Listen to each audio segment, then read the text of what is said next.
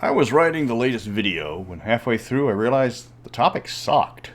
It was supposed to be all about magical dueling in Mystara, but what I thought was a substantial topic scattered across numerous books turned out to be 3 paragraphs, and 2 of those were just in a spell description. Try as I might, I couldn't bring myself to write about such a bare-bones topic and present it as anything resembling a complete video, so I decided to scrap it, but what to replace it with? I could go with the next topic in line, but I didn't want to move everything up just because one of the videos was a bust. So I decided to go personal. I hope you enjoy this. Welcome to Mystara. I'm Mr. Welch, and today I'm talking about my first Mystara game. This is not me talking about my first character for 10 minutes or so. I didn't actually play in the game. I DM'd it. I was the one with the books, and in the 1980s, he who owns the books runs the game. Pretty sure that rule was in the Bible, Constitution, and the Dungeon Master's Guide. It was not your normal game. We didn't have a set group. We had about a dozen kids that lived all in bicycle distance to Adrian's house. The one guy everybody could easily reach, and the one whose parents didn't mind all the demon summoning we were doing in his garage. The first 6 to 8 kids that showed up with their characters and their dice got to play, even if it wasn't the same kids day to day. We played in his garage with the doors open, in Texas. Yes, we were fiending that bad for a game.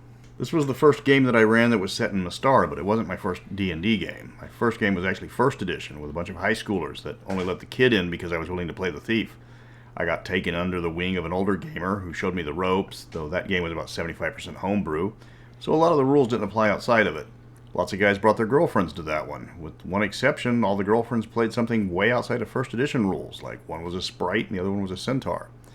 We played that one for a while, but schedules changed, people grew up, and couples broke up, and the game ground to a halt.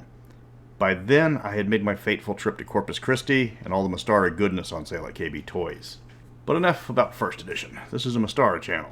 So I will say mistakes were made.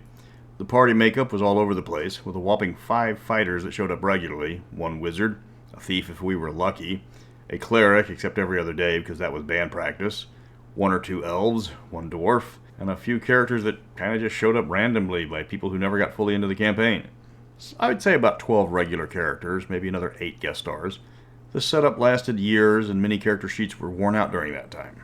Just going over the principal characters I can remember without naming too many names, we started out with Morgan Ironwolf. Yes, the chick with the D's art with the huge hair.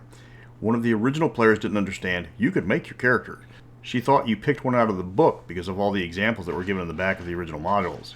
The early basic modules did have a huge list of example characters on the last page, and she thought you picked one and that's how you got started. So she picked Morgan. That simple decision shaped my memories of the game from the start. Morgan, as played, was this acid-tongued team leader who was a combination of teen mom and Marine Corps drill sergeant. If you screwed up, she would let you know exactly how you screwed up and why you screwed up and how she wouldn't have screwed up in the first place. But if you hurt one of the members of her party, she would gut you with a bludgeoning weapon. She was one of my core group for 2 reasons. 1, she lived on the same street, and 2nd, she was sweet on one of the other guys in the group. When her player had to move out of town with the possibility of moving back, we had to write her out of the game. We had her crash in a Serene-related accident along with another character that quit the game. But when the player later returned, unfortunately the game died a few weeks later. Keegan of the Shield was Morgan's partner in more ways than one as the players actually hooked up.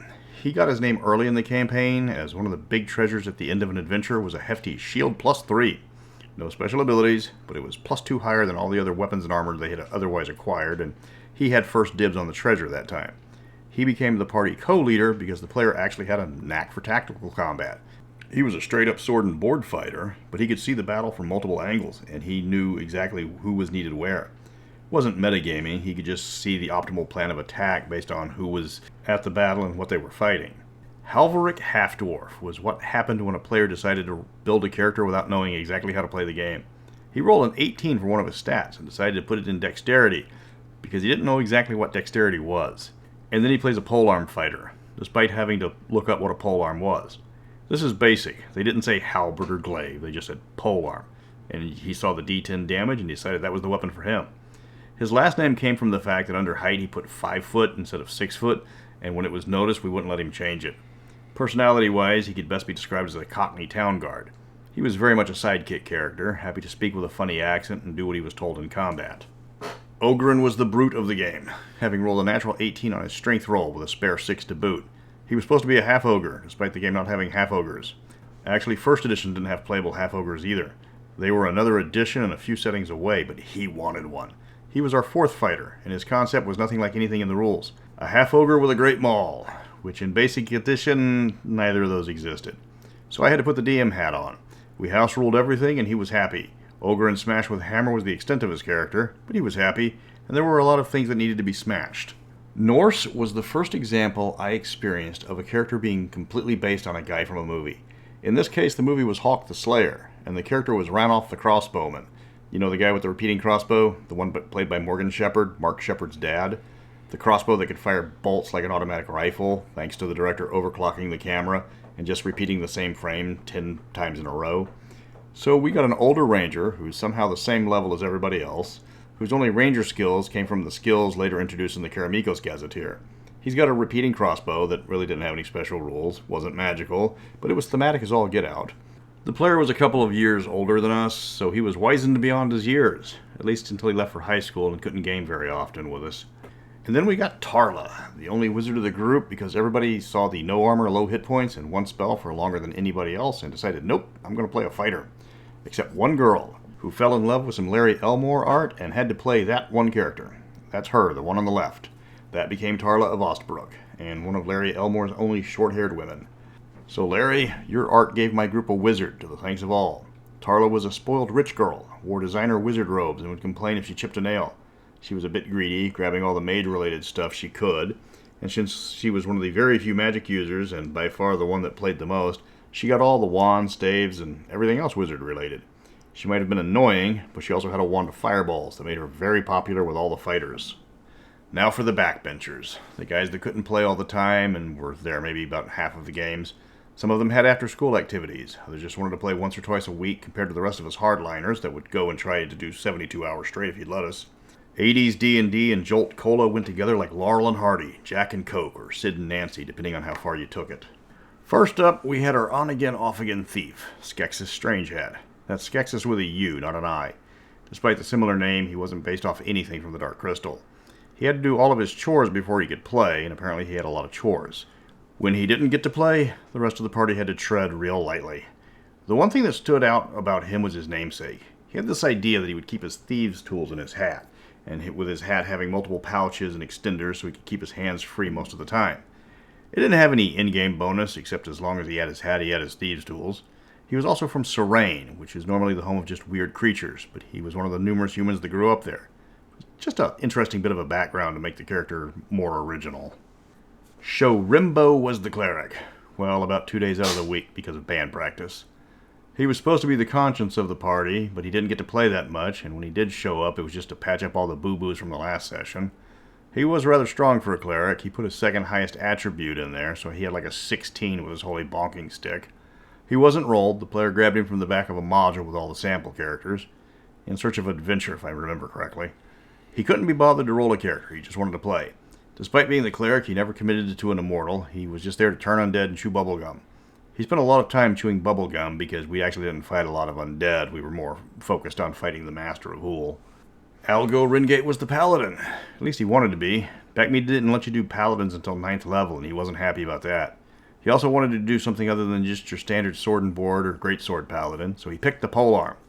This didn't endear him to the other polearm fighters because that gave us 3 two-handed fighters in the party, and he never really found his niche, outside of being the mouth of the party when necessary, even though he had a bad habit of making promises on behalf of everybody. Kind of like a paladin.